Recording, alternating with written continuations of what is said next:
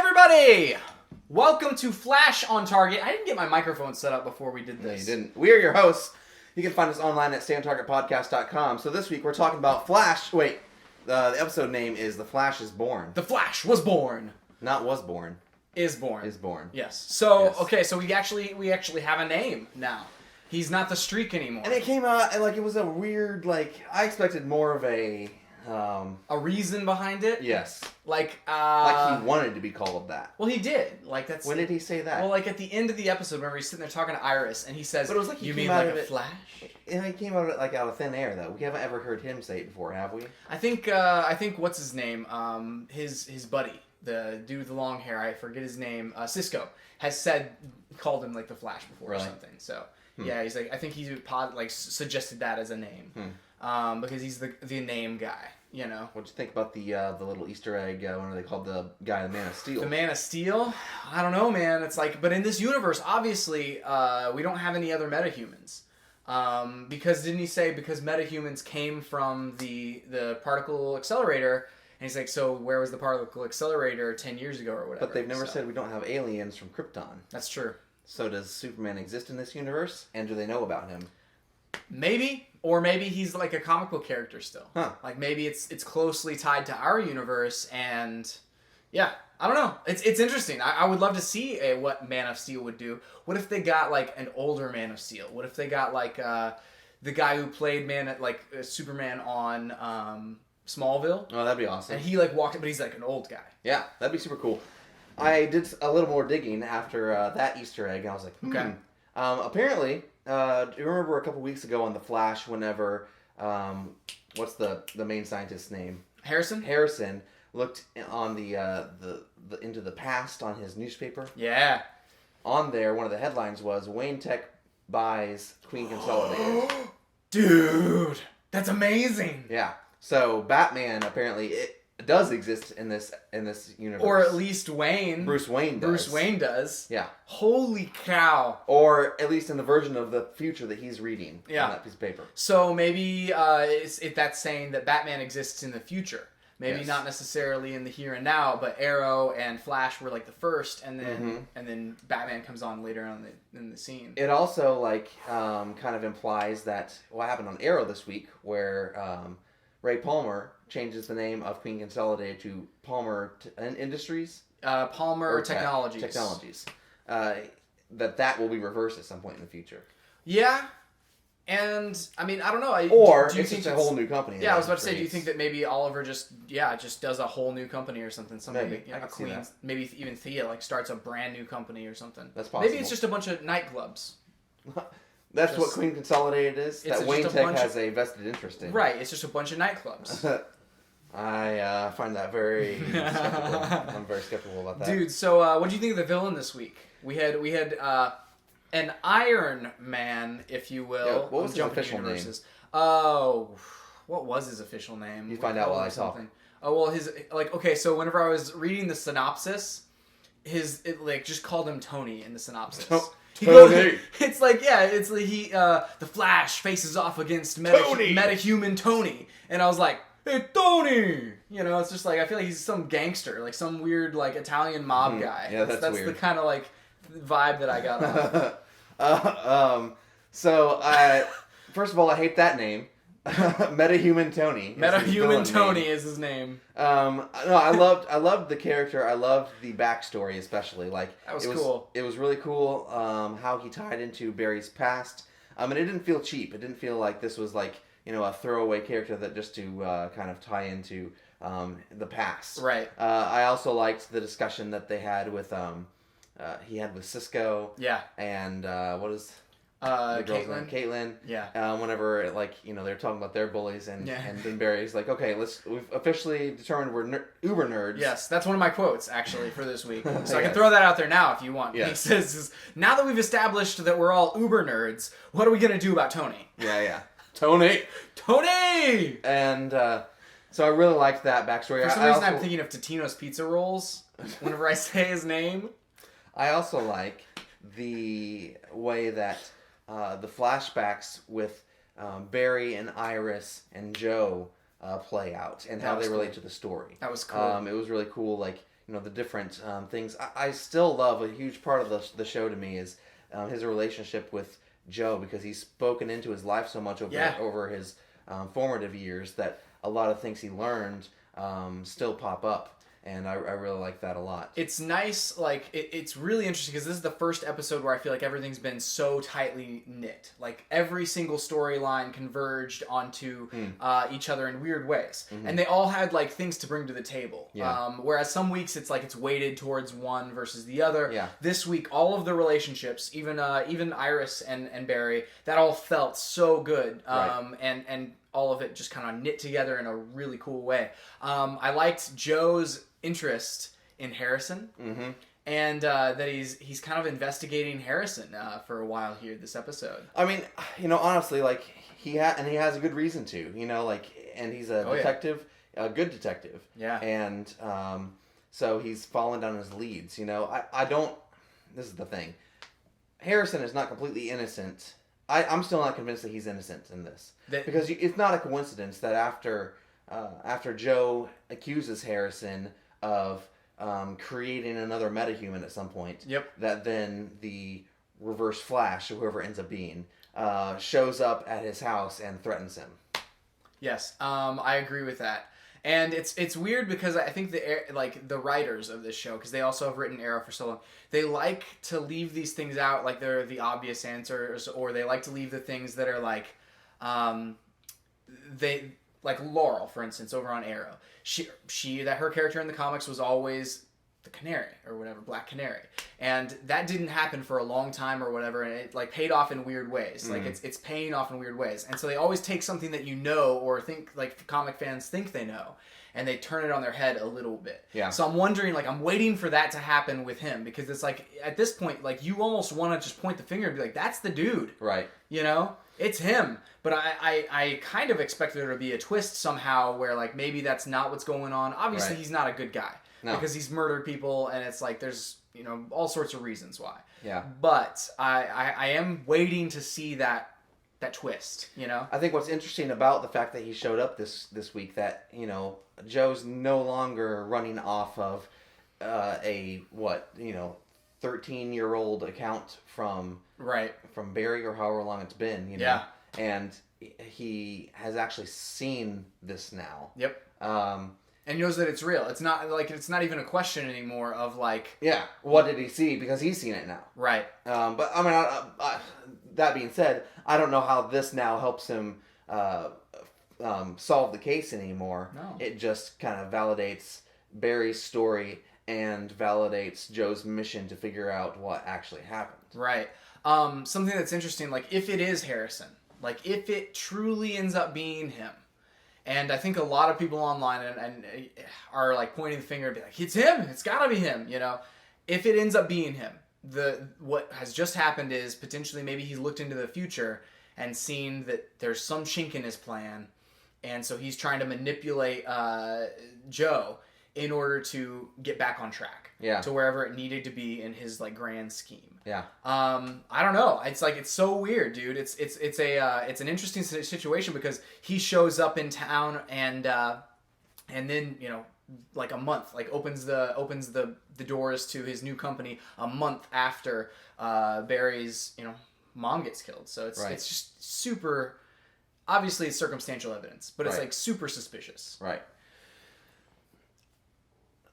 Like the entire, it just feels like, like you said, like it feels like the show is trying to not point at, like they're going out of their way to make Harrison look like he's not the Reverse Flash. Maybe because like he's in a wheelchair, but we know he's not really not. Yeah. Like he can obviously see the future in some way. Somehow.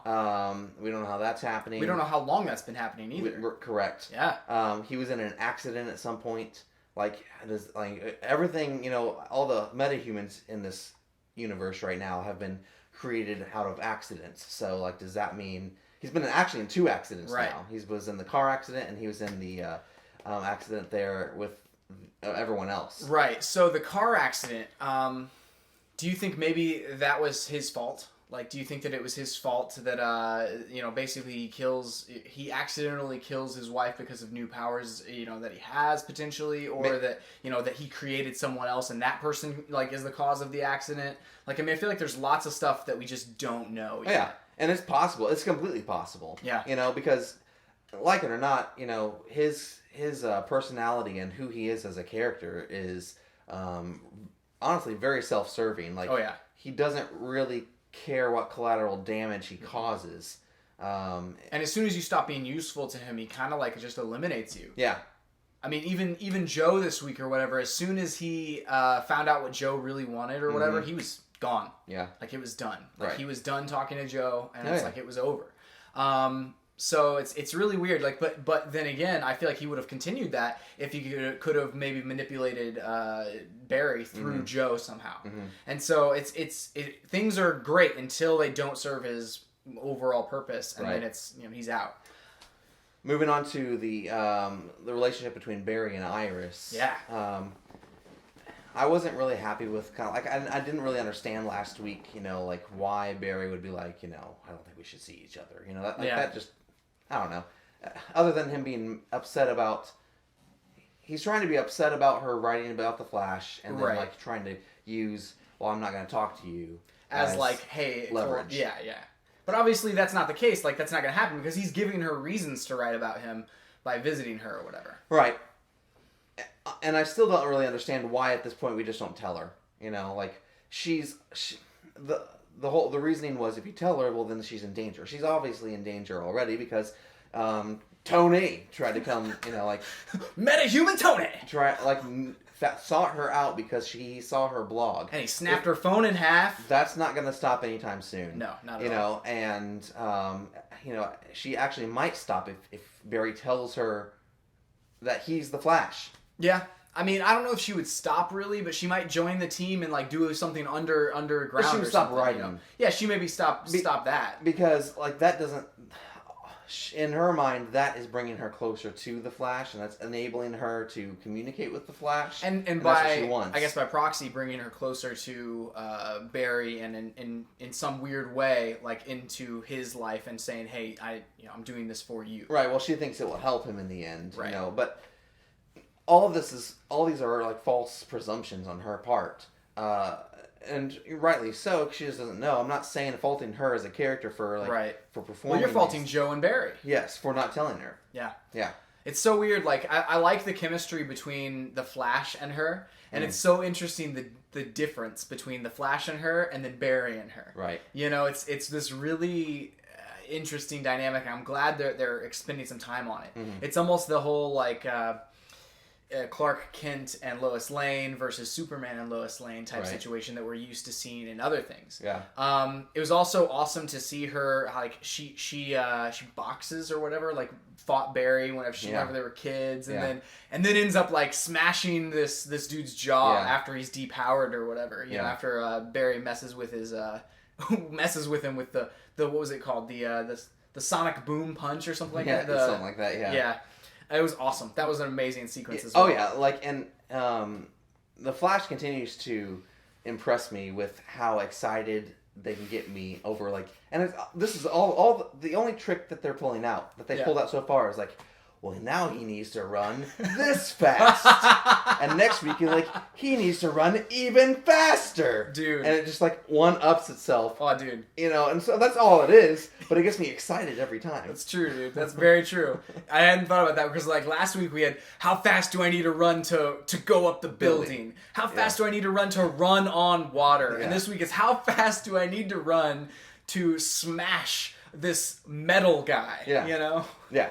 That's all it is. Yeah. But every single time I get so amped. I'm like, yes. Oh my gosh. And then he's running along. I love the part. He's running along and then he bursts through the door and he's flying. Yeah. He's he can't touch the ground anymore. It's like he accidentally tripped and or maybe his feet are touching the ground every 10 yards. Or he's just as he's just bounding. Yeah, oh my gosh. That's probably what's happening because he can't keep up. He's moving so fast. Yeah. Oh my I hadn't thought about that. I hadn't thought about the physics of why he was literally flying at that point. Yeah. Oh my gosh.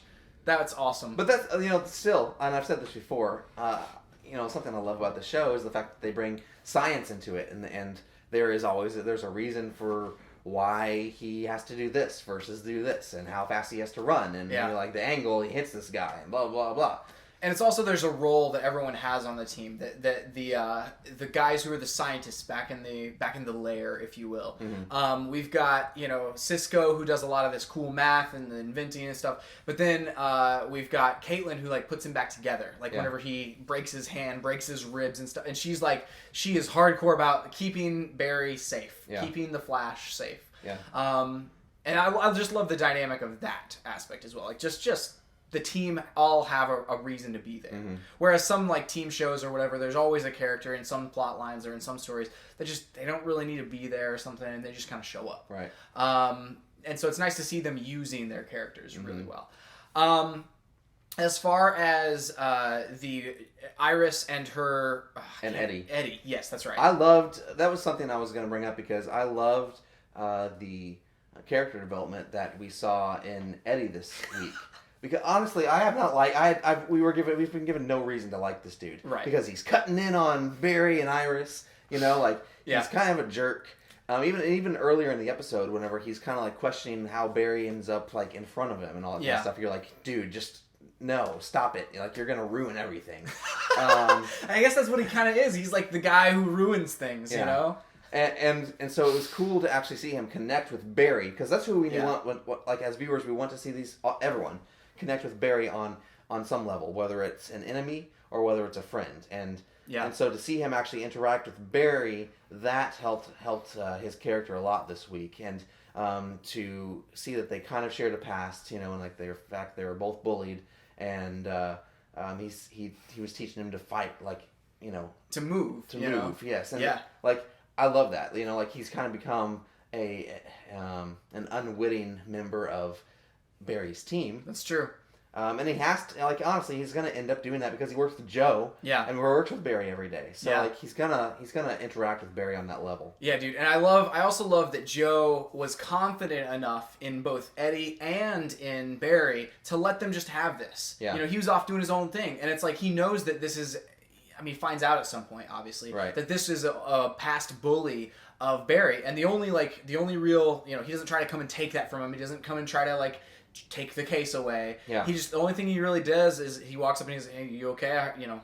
I know you have a history with him, and he's like, "No, I'm fine," and he trusts that he's fine. So it's nice to see like those three, the professional interaction, because they're all police force guys. They all trust each other to do their jobs, to do the right thing here. Right. So it was nice to see Eddie in that light, as well as like Barry and Joe in the professional light. The other thing I really like about The Flash, like we continue to compare this show to Smallville. On Smallville, there was always a struggle as to whether Clark should use his powers or not. Yeah, there was. I forgot about that. It was always like, I can't use my powers, blah, blah, blah. I don't know, But these laser eyes, they're gonna hurt somebody. And I love, like how Barry is out just on this, they're questioning a guy about stolen kegs, okay? And he runs. And it's not like you're not going to catch the guy. Right. He's going to get caught. Oh, yeah. But he doesn't hesitate to use his powers, even if it's, it kind of halfway reveals what's, something weird is going on to Eddie. Yeah, and it's interesting because it's like, it's almost to the point where he's helping Eddie, or he's because there's so many things, like if he gets around that corner, if he gets out onto the street, he could grab a gun. If he gets out on the street, he could get a hostage. Like there's all sorts of unknown variables where it's like, it's the right call. You're a hero. Use your powers, whether you have the suit on or not. Yeah. But it's, you're right. It's nice to see him not grapple with that aspect of it. Obviously, like, for people who are trying to keep his identity under wraps or whatever, they may yell at him for that or whatever. Right. But I mean, Joe or Eddie. I mean, we know Eddie. He seems like the greatest guy in the world. So it's like, there you go. Yeah, yeah. I really liked all the character development in this. The interesting thing I thought at the end, and I think this is probably the last thought I have about the episode. I thought it was interesting. It was satisfying, but it was also like kind of reckless to reveal his identity to Tony. I thought the same at the thing. end. I'm like, okay, sure, he's in this jail, but this is a superhero show. They're gonna get out. Yeah, we were they talking. always do. Yeah, we were talking before. It's like this place is made for like a jailbreak. Yeah. You know, it's like it's underneath their like hideout. It's like somebody's gonna storm the castle. No one knows about it. Right? Yeah, somebody's gonna storm the castle, and like if Slade gets out and he finds out these people are here, yeah, Slade is totally coming for this. Yeah. Anyway, I thought the same thing. I don't know. Then again, I think last week that girl who showed up, she knew his identity. Like he hasn't been super protective of his identity yet. Right. I don't think necessarily he's been given a reason to, but say the general from last week found out who he was. Oh my gosh. He'd be all over him. In a second. Yeah. So like, it's not like he doesn't need to be protective. He's even the one who told Oliver on Arrow to wear a mask. Right. And so, I don't know. Like it felt kind of reckless, but it was also satisfying. Like to know that he was able to reveal himself to his longtime bully. Oh yeah, dude. It's. I was thinking the same thing, but then I was like, who's to say that I wouldn't do the exact same thing given the same chance? Right. It's like, and honestly, it really hasn't crossed any of the protagonists' minds that people are going to break out from this thing. Like that is farthest from, because like nobody even knows they're there, first of all. Yeah. And it's also they literally carry them in canisters and like put them out in this circular wall thing. How do they feed them? I don't know. Do they need to be fed? They're metahumans. I mean, you would think so. Think Barry needed lots of. Yeah, you're right. I don't know. Do they have like? I mean, I feel like they're gonna have to get a staff eventually. They're gonna have to have Cisco carrying them out like some dinner plates every single meal. I bet you that they have like a little, like at the bank where they have those little tubes. Series of tubes. Yeah, series of tubes, and he just sends Hot Pockets to them. I mean, that would work. That'd be disgusting after about the 10th Hot Pocket. Oh, dude, it would be the worst. But then again, they're in prison. This is true. They're pretty terrible people that are down there. Yeah, so yeah. I got some quote. Okay, so first of all, boots on, boots off. Boots on. Boots on. All right. Quotes. We have that particle accelerator is the gift that keeps on giving. Whenever this guy shows up, and it was Joe who like was talking to Barry and was like. He's like, that guy, so he was superpowered. And Barry's like, yeah. And he's like, well, that particle accelerator is the gift that keeps on giving. And then we have, now that we've established that we're all uber nerds, what are we going to do about Tony? Mm-hmm. And then we have, let's go, Alan. I need to blow off some steam. And Barry goes, what? And Joe says, I don't think he meant you. And then we have, all I want to know is which childhood bully we're going to take down next. Caitlin's or mine? I vote mine. Wait, I'm serious. Where are you guys going? Yeah. That was good. That was fun. That was a good one. So that's it for this week. We'll be back next week. It's Thanksgiving week here in the U.S. And so there's no Arrow, but there is a Flash. We will have Flash on Target probably earlier in the week, probably on Tuesday. Yeah. We'll also have our regular podcasts earlier as well. Our main podcast this week, we reviewed The Hunger Games. What is it? Mockingjay, Part 1. Yes, I almost said Catching Fire. Dude, I always say Catching Fire. Yep. Hunger Games, Mockingjay. We reviewed that last week, or 2 weeks ago. We reviewed Big Hero 6 and Interstellar. Those are up there for November Movie Month. You can find us online at stayontargetpodcast.com. You can subscribe to this podcast and our others on iTunes or anywhere else you can find podcasts. There you go.